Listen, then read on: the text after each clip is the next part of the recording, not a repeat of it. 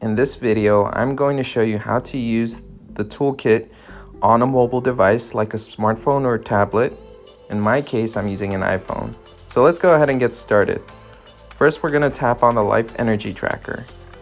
And this will bring us to 3 tables.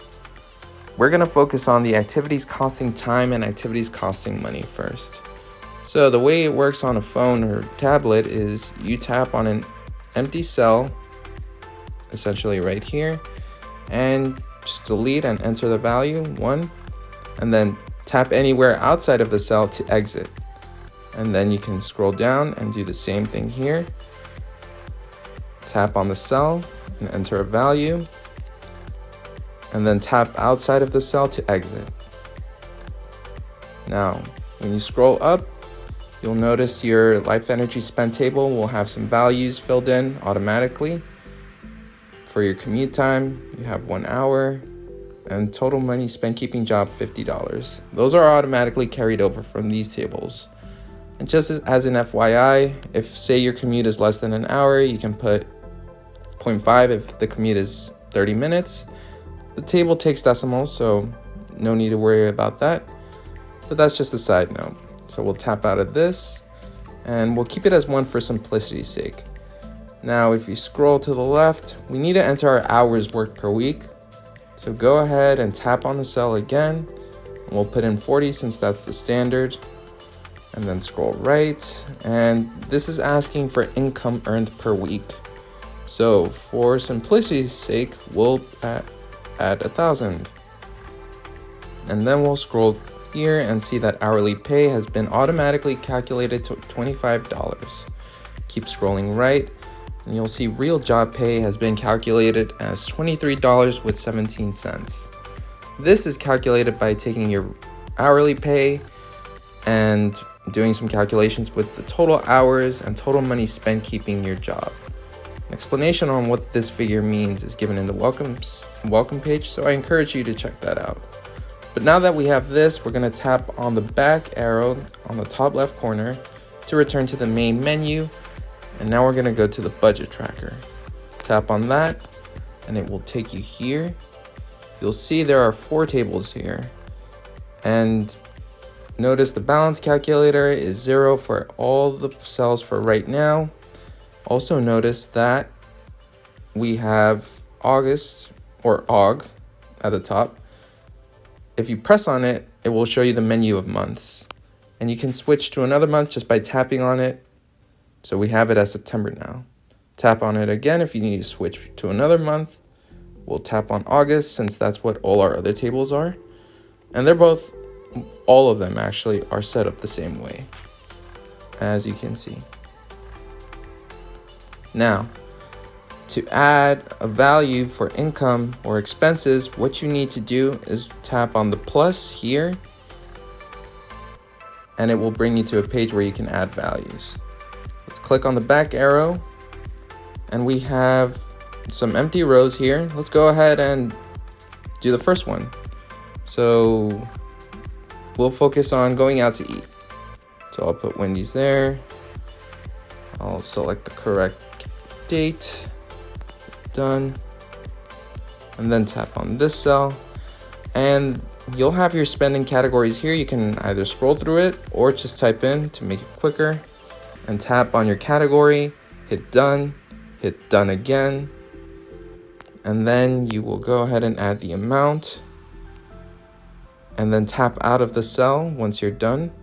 You'll notice life energy spent has been calculated automatically. This was calculated from the amount you spent divided by your life energy. You notice there's a 0 here. Whenever we have an empty row, it will automatically default to 0 until you add an amount spent. Let's say you make a mistake and need to edit the value. Let's say to $10, just tap on the cell and edit. Same thing for the category. If it's the wrong category, tap on it, press X, and then you are gonna go ahead and press done, and then press the cell again to get your categories back up, and then press again, and done. Just one more time because I know that one was a little different.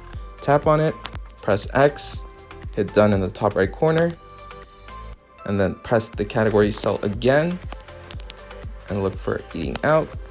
Press that, hit done one more time, and that's that. For date, press the cell and you'll see a clear option if you press the wrong date. And we'll put August 11th instead. And if you need to change the name for some reason, simple, just tap the cell and edit. Pretty straightforward. The income table works the same way. We have an empty row here. If you need to add another row, just press the plus sign, but we'll just put paycheck here, tap the date cell to get our date and put August 4th. And let's put 2,000 since we get paid 1,000 for the week and we're paid bi-weekly, 2,000. Tap outside of the cell to exit. And if you need to edit, it works the same exact way as the expenses table. Now, if you scroll to the top and look to the right, you'll notice that the August income and August expenses columns have been automatically filled. Your values in income and expenses are automatically carried over to the balance calculator. And if you scroll further to the right, you'll see your ending balance is automatically calculated as well. This is calculated using a formula that adds up your starting balance for the month plus your August income minus your August expenses, or whatever month you're on, essentially. Now, if you scroll all the way down to the bottom, you'll notice your spending by category table with your total expense columns. And you'll notice that eating out is currently filled with $10. So your expenses will automatically carry over to spending by category, and it will sum up what you spend for each of these categories. So if I go ahead and put McDonald's in this row and select a date, let's put August 18th and put eating out, tap that, done, and press $20, tap out of the cell to exit, and scroll down. You'll notice eating out is now $30. So as long as you categorize your expenses, the spending by category table will automatically add up everything you spend for each category. In addition, one thing I want you to note, the starting balance is not automatically calculated anywhere. You will need to manually update that every month. And you'll always know the starting balance for the months going forward because that will obviously be calculated here for the ending balance. But if you're using this for the first time, you'll need to figure out what your starting balance is the first time. Maybe just look in your bank account and then just enter the balance. So we'll put $100 here as an example, and that gets added to our ending balance.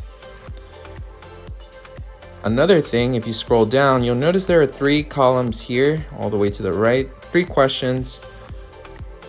You just answer these based on how much you've spent for each spending category. They're self-reflection questions, so there's no right or wrong answer. You just tap and it's like typing in an answer. Just press plus or minus or 0. An explanation about these 3 questions and why we put a plus, minus, or 0 is also given in the welcome page, so check that out if you're curious. One final note, guys. In order to avoid any confusion or mistakes, I encourage you to disregard the blue bubbles that you see underneath the table titles, like date, 3 rules, 4 rules, August total expense. Anything that's a blue bubble, ignore, because those are the settings for the table. If you were to mess with those, it might lead to an error and mess up your whole table and the way it's organized. So avoid touching those bubbles and you should be fine. If you have any questions, feel free to leave a comment down below and I'd be happy to address them. Thank you.